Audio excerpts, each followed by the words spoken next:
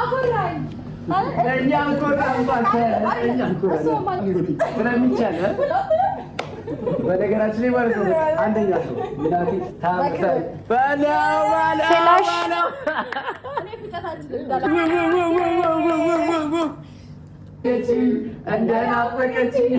ፒሱ ተገኘ ጋይስ ፒሱ እነሱ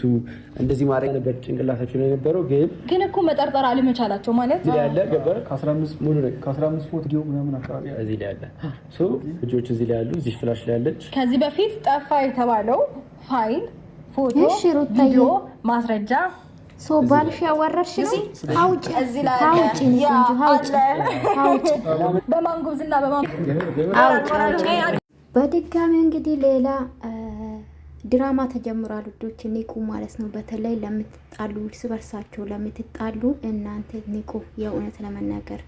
እኔ ይቅርታ አድርጉልኝ ወደ ራሳችሁ ተመለሱ ሩታዬ በነገራችን ላይ ከምትናገር ያንዳንዱ ነገር ኦዲየንስም አይደለም እገዛ ባለቤትሽ ልጅሽ አባት ነው የምታዋርጂ በነገራችን ላይ ሩታ ጋይዱ እሺ ቅኔ ስትፈልጉ አሽሙር ስትፈልጉ ሩታ ጋይዱ ማለት ነው ሩታ ትክክል አይደለም የምር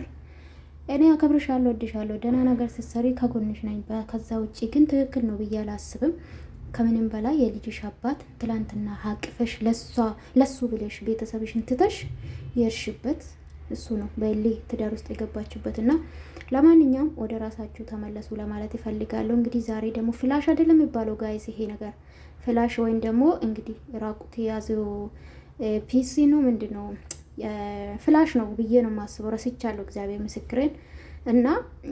አግኝታለች በድጋሚ ሌላ ምስጢር ወጣል ማለት ነው ጋይስ ይመቻችሁ